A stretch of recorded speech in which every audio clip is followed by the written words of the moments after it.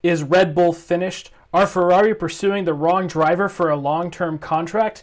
Welcome to Tinfoil Helmets, your occasional spicy hot take roundup with all the latest Formula One rumors and the conspiracy theories to back them up. Everything here has been carefully researched for hours to make sure it's totally founded in logic, reasoning, truth, or not. Who knows?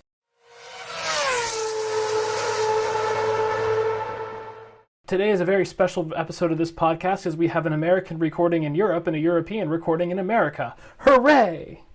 International collaboration brought to you live from Europe and America. That's it, right? Yeah, something like that. It is very weird to be in the time zone I feel like Formula One is supposed to be viewed. Instead of like the race starts at 6 a.m., the race started at 2 p.m. today. It was fabulous. And did you watch it live? I did from an art museum. I watched the first 20 laps from an art museum. Did the art museum have it on a big screen? No, I was watching it on my phone, VPN'd back to the United States while I was sitting at a cafe having a cinnamon roll. It was lovely. I find that very funny for no particularly good reason. I love it. Well, I don't have any European streaming apps, but I do have a VPN that's not sponsoring us, so they shall not be named. So I used it to say, "Oh, I'm going back to yes, streaming app. I am in the United States." Funny you should ask this. Magic, the magic of technology lets you can be anywhere, anytime. It's teleportation for real. Yes, without the dismemberment. Exactly. Well, let's move on to have we got anything right. Lewis is out in Q1. No, he was very much up there. George pulls out a P3 in the race. Man, that was like 5 corners away from being correct. Well, I would like it noted that we had added that he exits the race in P3. Oh. That was my prediction. I added that. And I was right. Boom! Do you have an alibi for where you were during this race? Because that's almost a Crashgate level prediction. I was asleep recovering from my COVID booster shot, so I have a really good excuse. You weren't just standing at turn 15 at Singapore with a red shell? No, I wasn't. It was beautiful. We'll talk about that later, though, because I have lots of exciting feelings. Perez wins, not even close. Not even close. I was very surprised. Lawson announced in F1 for the rest of the year as Danny Moore needs more time to recover. Nope, but Liam did very well. We'll talk about that for sure. He did very well. Non-Red Bull winner, yes. Success, good for you. A legitimate Crashgate. I'm going to go half a point on that one. Yes, 100%. And then a time limit race. And no, because we totally forgot that the track was being shortened. And that's why you come to this podcast, because we're up to date on everything. We know all the details. We just forget half of them. Yeah, the important half we remember. The track getting shortening, which I think maybe actually helped the race, because that third sector's always been a bit 90-degree corner, 90-degree corner, 90-degree corner, 90-degree corner. It might need DRS down that straight, but... Did you hear the controversy? No. That all the drivers asked for DRS, and half the teams agreed, but a few teams vetoed it. Ooh. No names were supplied, but George Russell, in his position as the director of the Grand Prix Drivers Association, said we all asked for DRS. We asked before the race, we asked during the weekend, but a team had said no, and that's why we didn't get it. Well, maybe for next year it'll be on the cards. Indeed, I think it was a much better loopy thing than it was last year. Much better. So let's move on to some between-race drama. This week presented by Dr. Helmut Marko. If you want in-race drama, talk to Helmut Marko. He's gonna bring it all. So first off, in a 24-hour span after Monza, we had maybe the silliest F1 silly season of all silly seasons. Granted, it wasn't contract-related, but within 24 hours we had Charles Leclerc possibly representing Monaco at Eurovision. Update, as of this weekend, Monaco will not be competing in the Eurovision contest, so we have no Charles Leclerc at Eurovision. I see. Nico Rosberg was listed as a source of saying that there's a Lando Norris switch upcoming. I think he said before the end of the season that Lando was going to switch somewhere for 2024, with the quote from Lando being, "I owe McLaren a lot, but not my life." I wonder how he feels after this weekend. I mean, he still didn't get the win. Nope. And then Helmut said a lot of things. A lot. And he was very good at digging a hole. Yeah. What he called Checo South American. Just to fact check that on this podcast, Mexico is in North America. If you want to really go stretch it, you could call it Central America. Either way, that is not South America. Yeah, Helmut continuing to be the suspect former member of a right-wing party from the country in which he is from, and continuing to live that life. I think there was some very interesting commentary around the cost cap back in the middle of the summer of, does Helmut Marko count against Red Bull Racing's cost cap? Because he's in their garage every weekend. How can he be in the garage every weekend and not be an employee with all the access he has? And I thought that if there was one smart thing that came out of all of this, Red Bull said nothing. And when asked about it, they said, "Why would we say anything? He is not a Red Bull Racing employee." This is one of those things where, like, the conspiracy theory, our bread and butter, is absolutely spot on. This is absolutely perfect. It's beautiful. Everybody is pulling all the strings in the most appropriate way possible to show how this is a total do-over to enable Red Bull Racing to get away with something.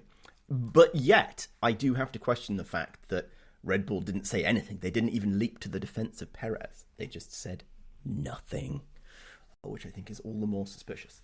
Yeah, but I think it's one of those things. If they said something, it was going to be more than if they didn't say anything. And I think almost by not saying anything, it might not be the most fun thing, but it was definitely maybe the right thing.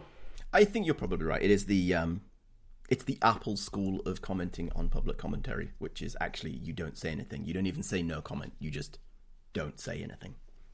And if I can plug a YouTube channel, there's a New Zealand Formula One commentary or person, Josh Revel. He makes some great videos about kind of up-and-comers, Formula 2 drivers, who these people are, racing people's history.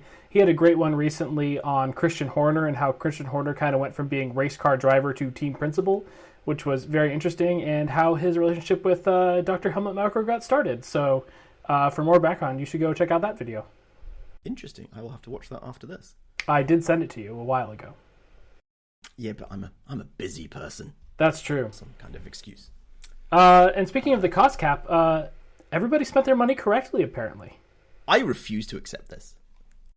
I absolutely refuse to accept that every single team was able to stay within the cost cap and behaved appropriately. Nobody was close. No, it was no description of like, oh, we had to have a conversation and fix it, and everybody was like, they just passed. Like, I refuse to accept that either A, they all legitimately passed under it, or B, nobody got caught doing something that they shouldn't have been doing, which makes me feel like it's rigged, because they realised after all the controversy last year, even if it was $100,000, they weren't going to say it because somebody would get annoyed about it being, even $1 over, and so they decided to keep it quiet this year. Yeah, maybe. I also do like that the opinion that they might have some creative accounting going on. There's a lot of side projects that both Mercedes and Red Bull seeming to be doing all of a sudden of like, an Aston Martin with like the hypercar, and it's like, oh, are we working on a diffuser on this car to see how diffusers work on this car? Maybe. Does that have anything going to our Red Bull team? No. This looks like it's part of a boat. It couldn't possibly be used in Formula One. I mean, in that case, it would be on like the Haas, right? Is the Haas a boat now? Is it a race car? Fair question. Yeah. Oh, I guess the Alpha might be the better one. The Alpha is definitely the boat. The Alpha is the anchor. Oh, no kidding. Yeah. And then some technical directives came out, which I think we've said this before, but I'm going to go ahead and say it again. I hate mid-season technical directive changes. Just because somebody found a loophole in your rules doesn't mean you can change it mid-season. These were the rules everybody bought into for the season. If you want to change it, and I'm fully supporting changing it, change it between seasons. Don't change it in the middle of the season, because I think that just kind of sucks and messes with everybody's development plans. I completely concur. It's ridiculous. It's like, I understand. There is also the subtle difference that sometimes they've clarified, but at the end of the day, a clarification is effectively an implicit rule change, even if it doesn't follow the same formal process. My take on this, though, is everybody's like, without wanting to preview our coverage of the race, but the Red Bull's performance, especially after qualifying, which is when I wrote this, everybody's like, oh, it's the technical directive, it's totally screwed up. A, Red Bull didn't use any new parts. They had a new floor, but they didn't use it. 2, if this actually requires new parts to be less flexy, there is very little you can do in that short space of time. And even if you were able to do it, you now have to go build a whole load of new parts, which means it impacts the cost cap. I refuse to accept that at this point in the season, that the reason Red Bull will have lost performance is because of this technical directive. I think it makes a great story, but I don't think that's what's caused it. Yeah, I completely agree. Yeah, there's not much more to say about that, other than I think technical directives in the middle of the season suck. Yes. Should we move on to our permanent occasional segment? Does Blank still have a job? Yes, let's do that. I think the only person we have to talk about this week is Lance Stroll. Because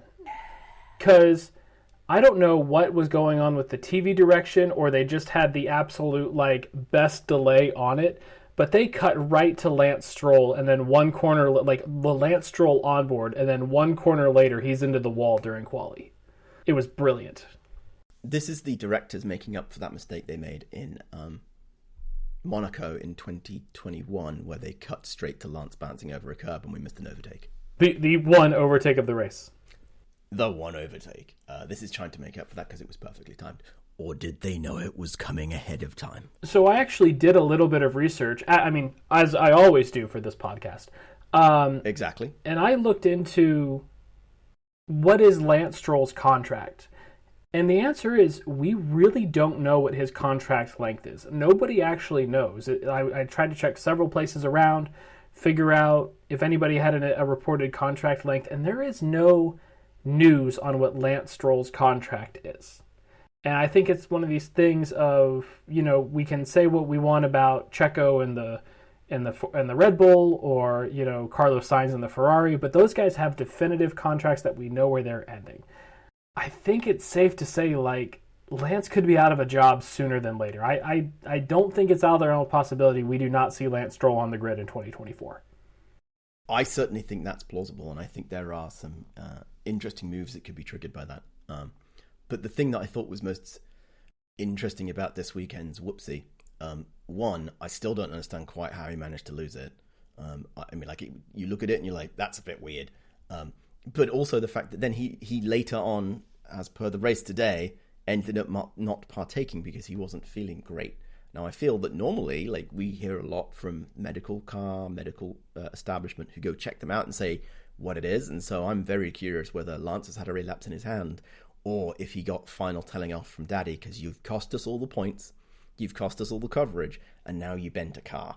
It is very rare to hear of an athlete at a professional level not taking part in their event because they're sore, which is what the word was this morning. Yes. And I am never going to be one of these people that says, well, they should play through anything. If Lance Stroll had a legitimate reason not to start the race today, I hope he's in better health for Japan and back on the grid.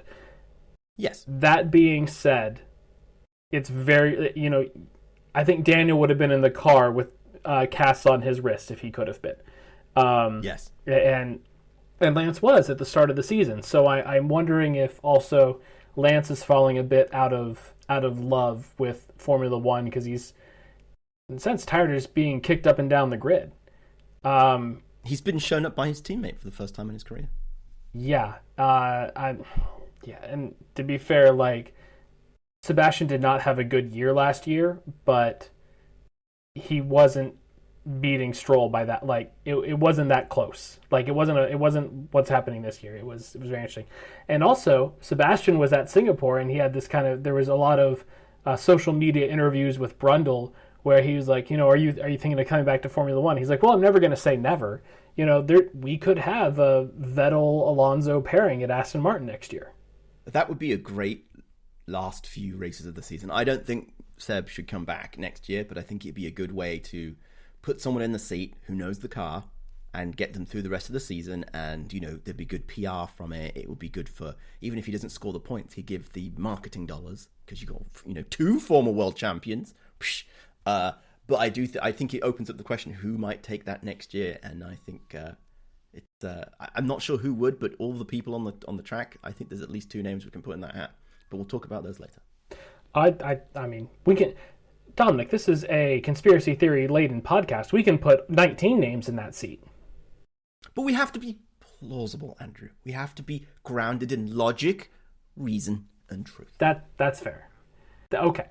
We talked a little bit about quality with Lance. The Red Bulls didn't look good by any stretch of the imagination. They looked so bad when Perez spun.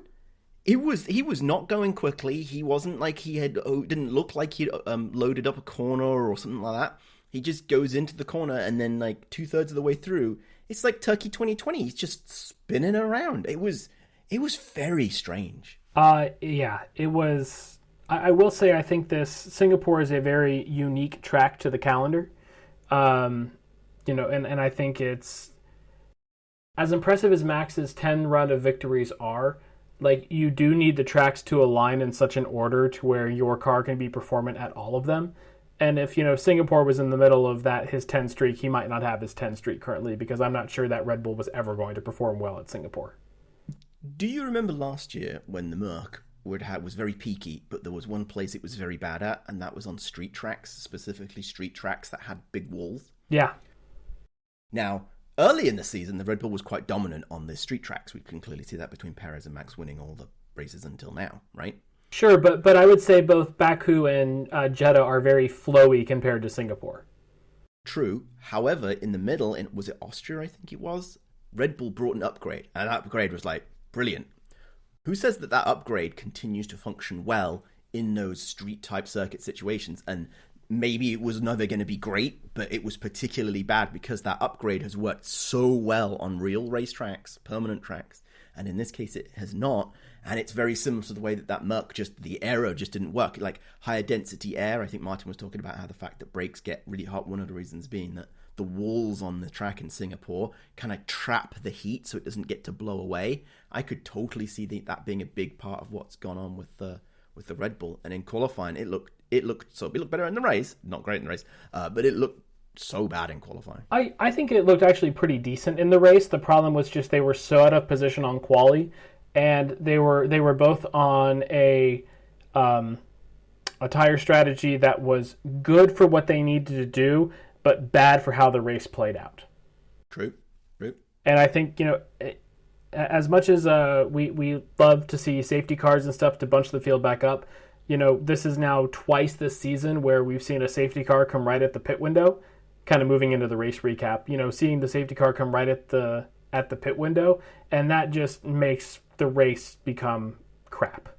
Because you've lost all your who's gonna pit when? Is there gonna be an overcut, undercut? Nope, we're all just gonna go in now. It'll be great.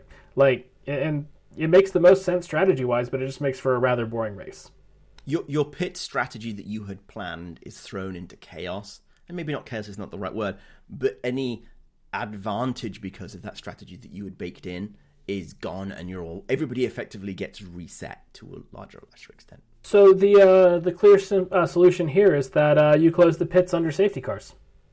I think that is both a fascinating idea and a brilliant idea. It would be rather interesting. I would say, unless you have damage that you need to come in and get repaired. Wasn't that a rule that we had back in at the very early in 2007, 2006 maybe, where they did close they did close the pit lane during safety cars, and it caused these weird situations where somebody, and it might have been Kimi one time, they pitted right before the safety car happened, and so they were in the pit lane and they were not allowed to exit the pit lane. I swear there was this weird situation that came up like that. And then Hamilton rear-ended him in Canada? It was something very close to, I don't think it was quite that one, but it was pretty close to that, and you're just like, oh, that's a bit weird. But maybe with the current crop of cars and the current way that the tires behave, maybe there is something to be said there.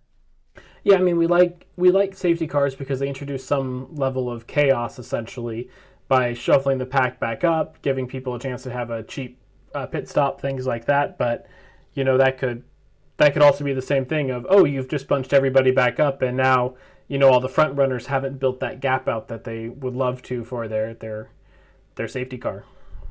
Mm-hmm. Before we formally move on to race recap, though, and I know we've kind of blurred into it, I did want to say Liam Lawson did a pretty good job in qualifying as well. Unexpectedly so. Yeah, I understand why everybody's saying that he kicked Max and Checo out, but there were 9 other drivers that also helped contribute to kicking Max and Checo out of Q2.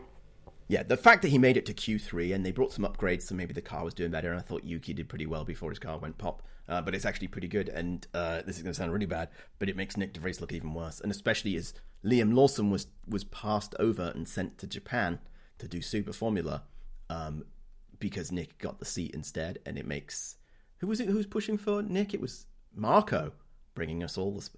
Sorry, Albon's appendix caused Helmut Marko to make some poor life choices, and now Christian Horner I feel like maybe he has the upper hand, and maybe he can make some better driver choices.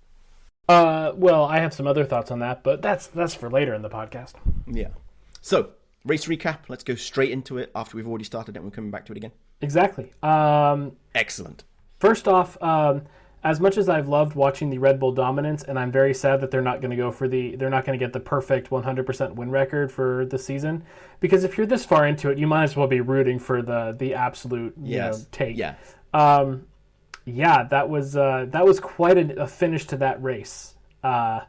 With the Red Bulls out, Formula One is really interesting. You say that. This is going to come very strange from me, and I agree with the sentiment that you had. And credit to Sainz for doing actually a brilliant job with his car and playing the strategy.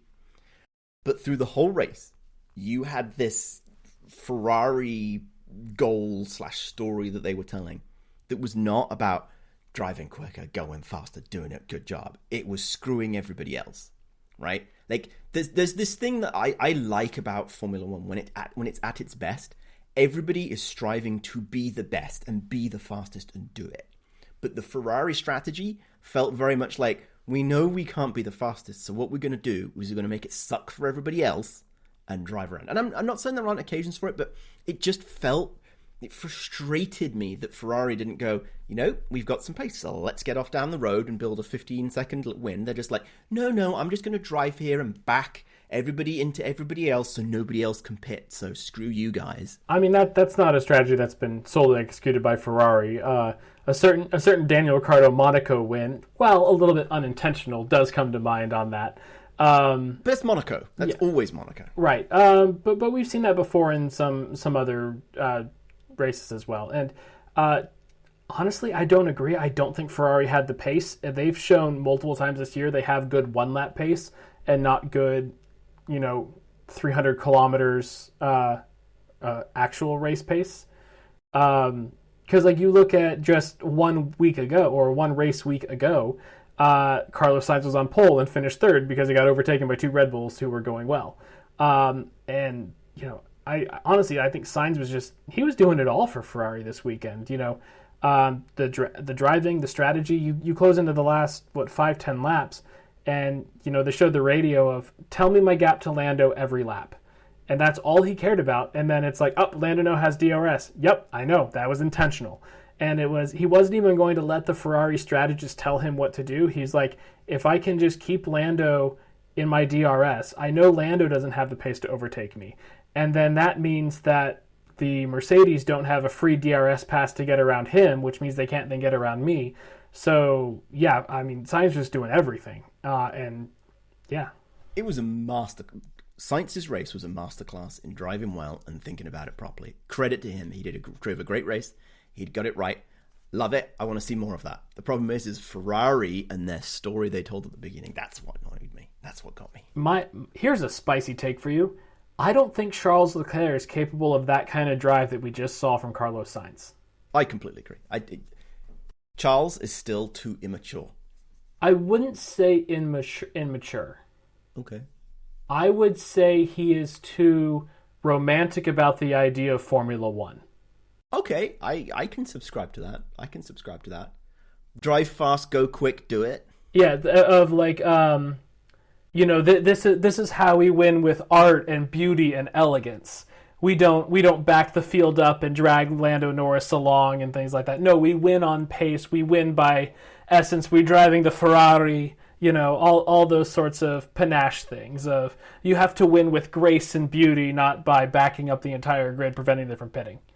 This is the TV advert is where the sun rises early in the morning and the car is driving around the track and it's perfect and everybody is amazing, and after 15 minutes they get out of the car and they're beautiful people and they had such a great time and it's amazing, versus the I'm driving an EV and I need to go around this track as fast as possible. I'm going to do it in this very, very strange way, but it makes me win. It's those two polar opposites. I subscribe to that. I will completely buy into that. It's what happens when you grow up on the French Riviera. Exactly. You know, it's you know, cruising through the hills in your Ferrari, and yeah. Which, you know, as you think about that, you think about the culture, right? Carlos Sainz was brought up with the influence of his father driving rally, which I think is a very different type of racing. It is driving quickly, but you are never expecting to drive in that beautiful, calm, you know, everything's amazing. Like, that's not how rally works. You are right out there, you are hanging it out, everything is at risk. You've got to do all the different things, and I can totally see that difference imbibes that different approach to how you can pull off a marginal win. Yeah. So yeah, that would be my take on Charles. And even back to the top of the podcast of, you know, is Carlos actually the right long-term driver for Ferrari, not Charles? So based on Carlos's behavior against a competitor ex-teammate, the Carlando bromance, if you're Ferrari and you are like trying to like really make this work and solve many of your problems, do you let Leclerc go, pay a comically large amount of money to get Lando in a Ferrari, and you have the Carlando bromance creating a synergistic, happy, well-to-do, competitive but collaborative team lineup, and you let Leclerc go drive the Aston Martin next to Fernando, and you solve all of the Ferrari's problems because everybody's in love with everybody and it's just super happy and jazzed.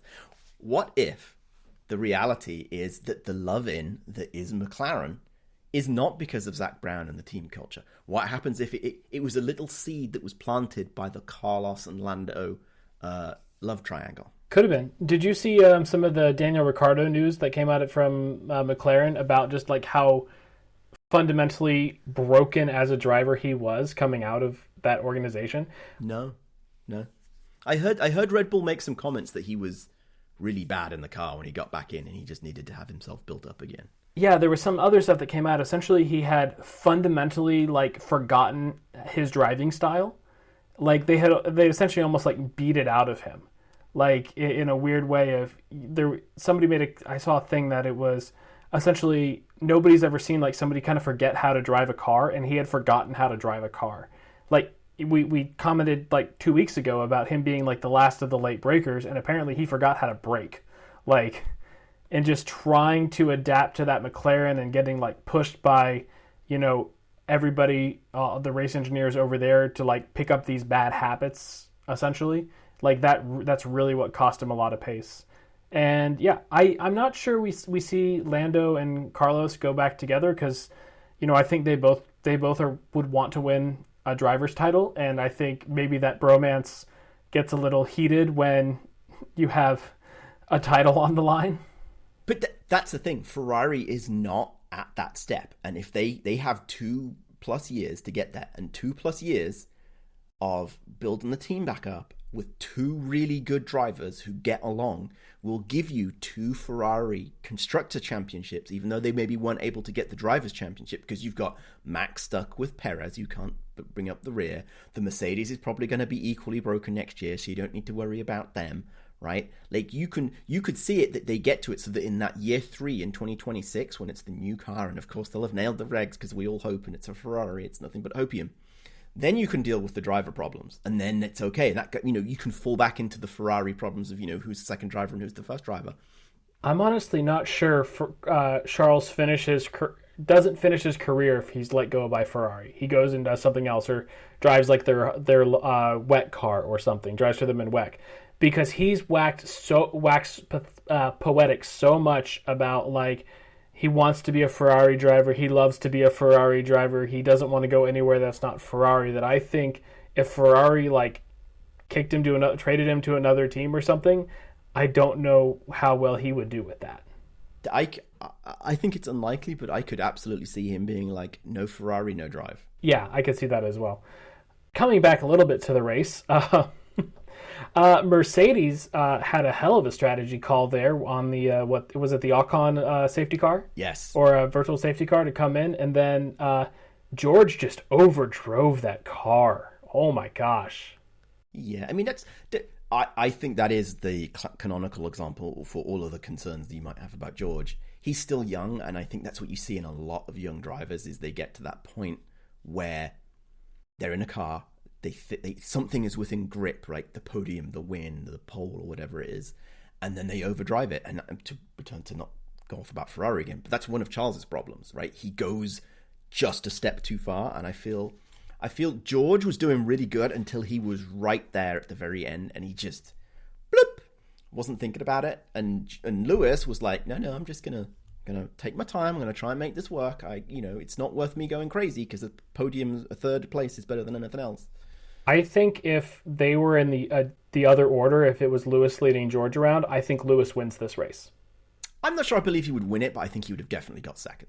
I think if he got past one, he's getting past the other with how quickly they came past Charles and how much those tires looked dead at the end of those hards looked dead. But like I think he got up to the back of that group of four using a lot less tire than George did, because George was all over the place, and Lewis had a couple looks that made you go, is he going to overtake him? Like there were just a couple looks there, and if it was 4 more laps to go, he's on the radio going, it's the Top Gun moment of, I can take the shot right here, move, fire or clear. Like, get either pass or get out of the way, because you're not getting this done. I mean, he'd started that. He was like, George needs to pick up the pace or get out of the way. Yeah. Right? Like, and then George got out of the way. It wasn't quite the Top Gun flat spin, but he got out of the way. As I watched that, because in the race when they played it, you were in a rear view from Norris, and you just saw Norris come around the corner, and then you just saw this blue striped Merc just sparks and shot off, and I'm like, I thought he'd overcooked it in terms of didn't break and he'd locked up. But when I saw that replay after the podium interviews, oh boy, he whacked that so hard. That car was broken and straight into the wall. I would love to see what Lewis's reaction, because he was close enough that when that car hit the wall, you'd have been like, is something bad about to happen? But he managed to hold on and he closed up the gap onto Norris pretty quickly, even though it was third of a lap, half a lap left. It was probably a high pucker factor though. Oh yeah, there was definitely some what's the phrase? Squeaky bum time. Yeah. Did you hear the Max radio? No. Oh, it was who did George hit to send him into the barriers? It's like, he went in on his own. Oh, okay. Max said that. Wow, there's no love there. Well, Max asked the question of what happened. He saw George in the barriers, and he's like, who did George collide with? And then GP was like, nope, he went in on his own, and Max was like, oh, okay. No. It is out of character for George to not have gone into somebody else. Yes. And do we know if he accepted responsibility for this at all? I have not seen any coverage yet. I think he had. I think he didn't say, I made a mistake. It was like, I could have done better, which I think is slightly different, but there's a slight acceptance of failure there. Oh, he's maturing. Maybe we should add a George account or self-accountability tracker to the podcast. We should.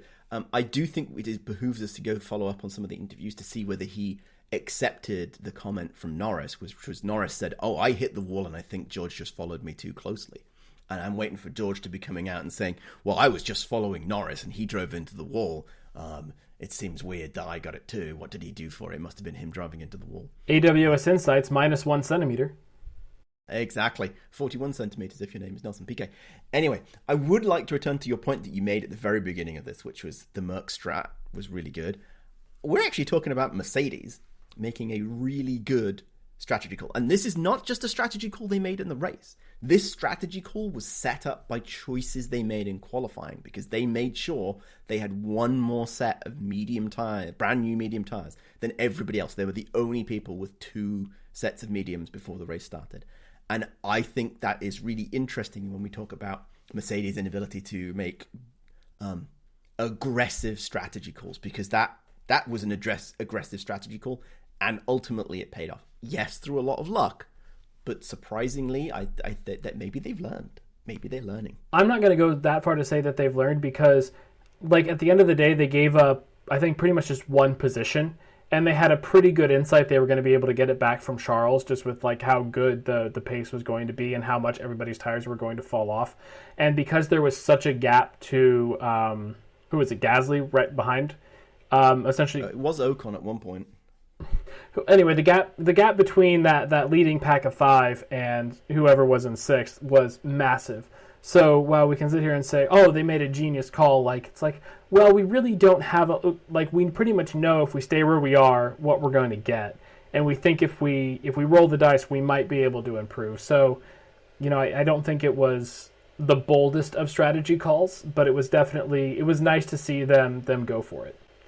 I think for me, the thing that makes it most interesting is not that they made the strat call when the VSC happened. Like, yes, I totally agree with your sentiment, but they planned for that optionality. Like, a big thing is having options on the table, and I think that was the play that they made in qualifying. That I think that's the more insightful strategy call that they made versus the one that they made in the race, which I think is probably a pretty slam dunk given where they were. Yes, a safety car at Singapore. What a bold strategy choice.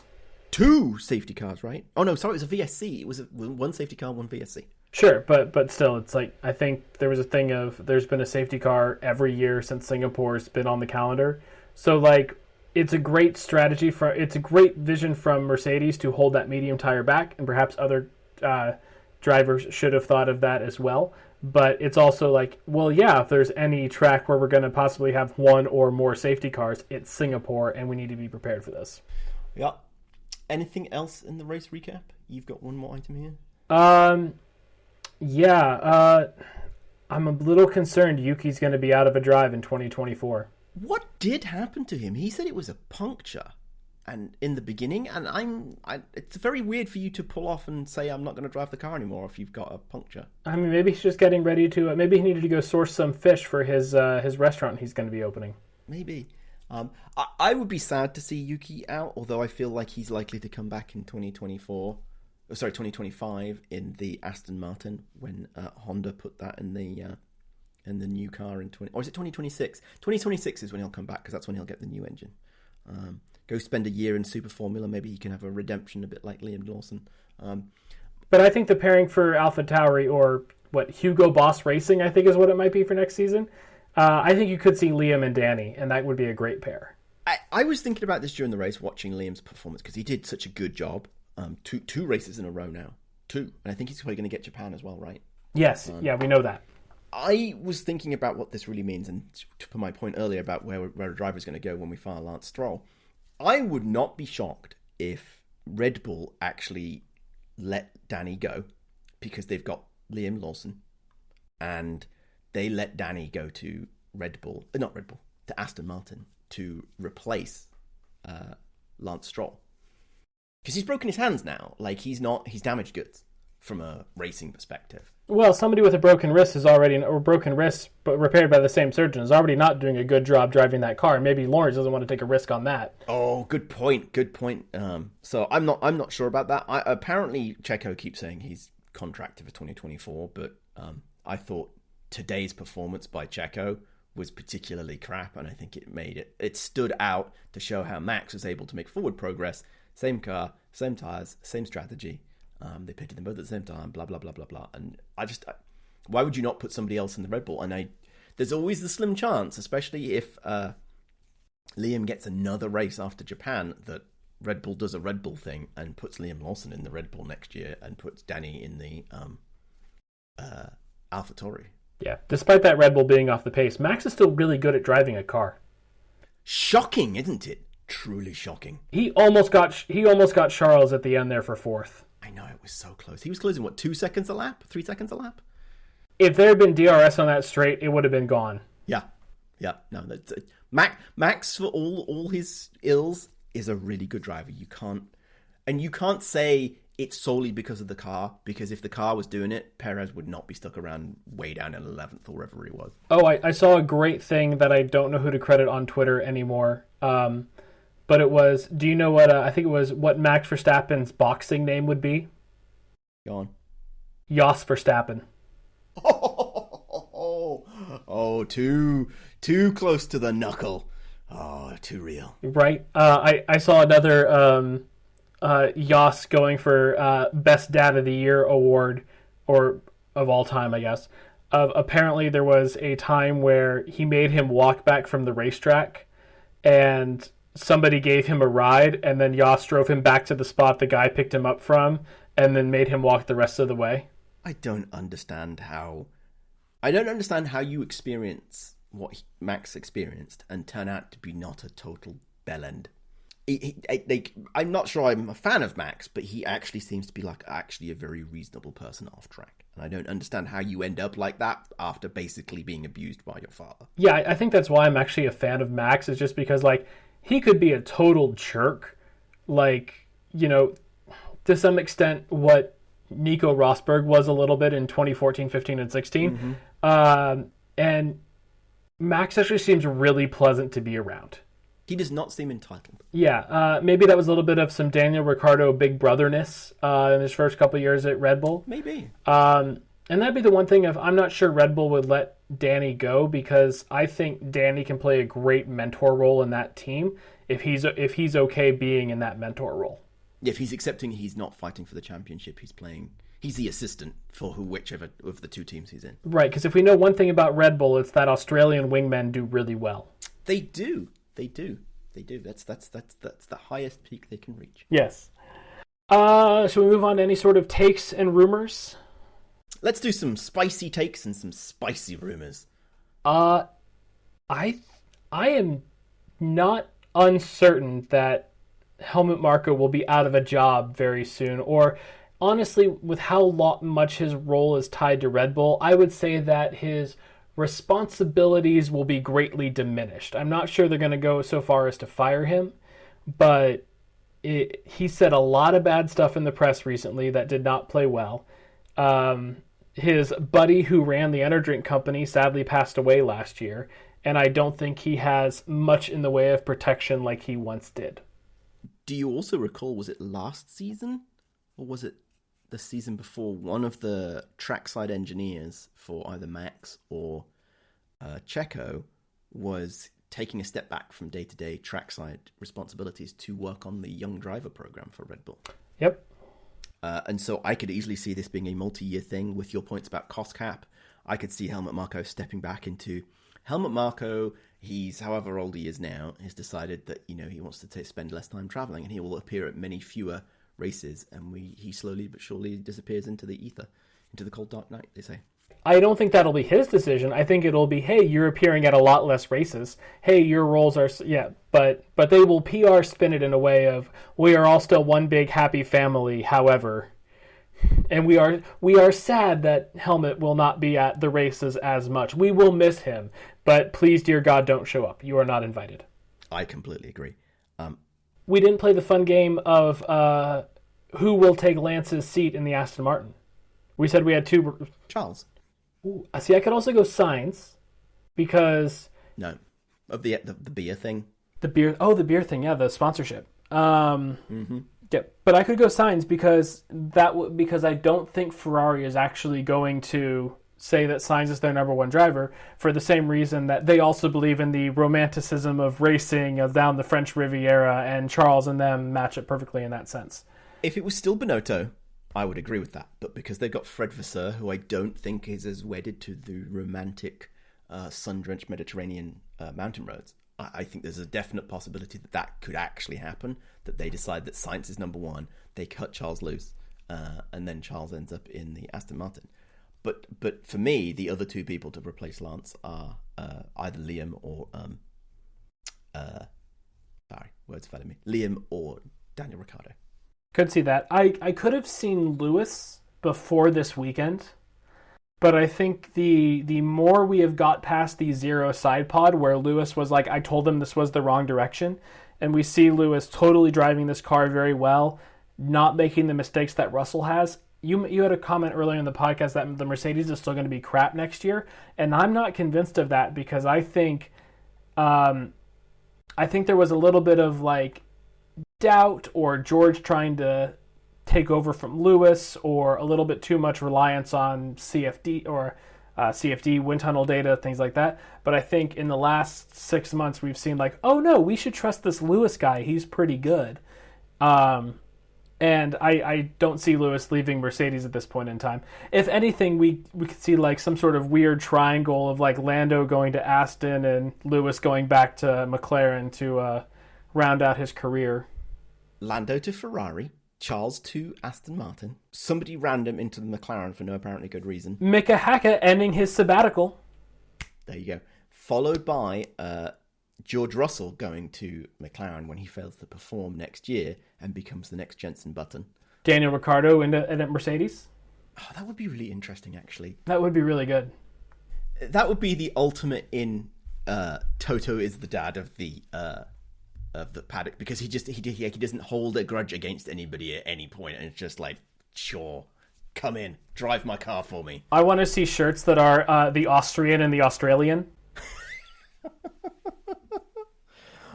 I will subscribe and buy that t-shirt the moment it's on sale on the Mercedes website. All right, Mercedes, make it happen because we want to buy that t-shirt. Japan? Yes. I don't have any spicy hot takes or crazy rumors. So. So Red Bull need to outscore Mercedes by 1 point to wrap up the Constructors' Championship. So congrats, Red Bull, on your 2023 World Constructors' Championship.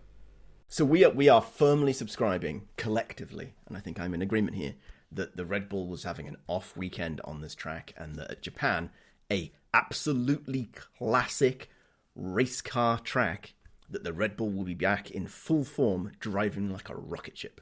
I mean, Red Bull said that the Max Verstappen podcast is only going to take a 1 week break, so I imagine it'll be back. Which, hats off to Red Bull social media for making that joke about how the podcast will not be taking place due to technical difficulties. That was fantastic. I did not see this.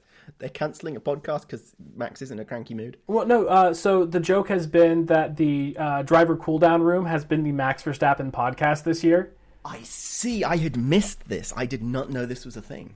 Yes, this was the running joke of this is the Max Verstappen podcast, because if you go back and watch all the cooldown rooms, he's, asking drivers conversations like, oh, what did you do on this strategy? How did this stint go for you? Asking them about incidents on the screen that pop up. So it's been the Max Verstappen podcast because he's just been fucking off into the distance and like riding his own race. So then you end up back at here where he had a bad qualifying. He qualified 11th. It didn't look like he was going to make the podium. So Red Bull put out a thing of, due to technical difficulties, the Max Verstappen podcast will not be taking place this week. Beautiful. I love that. That's pretty good. That social media manager should get the appropriate extra craze of Red Bull. Right. So I will say, on top of that, we'll have the Max Verstappen podcast will be back in full swing. I will subscribe to that. I'm trying to think what predictions I have for Japan. I think George is again going to out-qualify Lewis, and I think he'll be ahead on the track because of that. But then George is going to be pushing really hard again at some point and then bin it, because it seems to be that's what he's doing recently, is bidding it when it really matters the most. But I don't think Lewis will be on the podium. It all really does hinge on the performance of the McLaren and the performance of the Ferrari. To refer to the McLaren, they brought big upgrades for Lando, and it seems to have worked. I hope they continue to work. I do worry about the cost cap. Piastri did get caught out a little bit in the Lance Stroll crash, because people were really improving on that last run, and he hadn't crossed the line yet. So we'll see. And he didn't have the new car. Only Lando had the new car. Right. Yes, but I'm saying we might not know the true performance because I don't think we got a representative running from Oscar. I see. It's not clear how much faster the new car is than the old car. Right. It's Japan, so we're going to have amazing hats. I hope they release some special hats for me to buy for my collection. That would be great. Have you thought of commissioning a hat from some Japanese F1 fan? I should consider that. If there are any Japanese F1 fans that you know or are listening to this podcast, please write into me and I will help in working out how we can commission a special baseball hat. Yeah, I mean, after all, do they have Etsy in Japan? I should imagine they have Etsy in Japan. They must have. If it doesn't matter, we can have Etsy in America and send it to Japan. That's true. Yeah. That's all I got. That's all I got. I think it's just going to be a race. It's going to be a good race because it's Japan and Japan is always fun. But I think it's just going to be a race. Hold on, I'm looking up the weather. Oh, yeah, I was about to say, what about the weather? It's been that kind of... I have to remember where the track is. Looks like we have I can never remember where it is. I believe it's in Suzuka. Yes, but I have no idea where that is. Is that Tokyo? Is that Yokohama? Is that north, south? It's on one of the main 4 islands. Helpful. Narrows it down. It's just to the east of Kyoto. Okay. My Japanese geography is not that great. It looks like Friday might be wet, and Saturday and Sunday look dry, which is the best combination of days. Cloudy with brief rain, so it shouldn't be that bad. I like it. I'm just checking where. Oh, yeah, it's in the very south of Japan. Okay. Or mid part of Japan. Got it. Great. Halfway between Nagoya and Kyoto. So that's been another exciting week of the greatest Formula One season we have ever seen, with the spiciest happenings and the spiciest takes.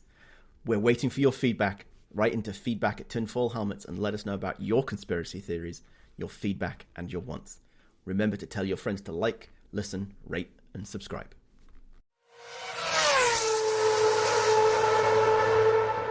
Peace. Later.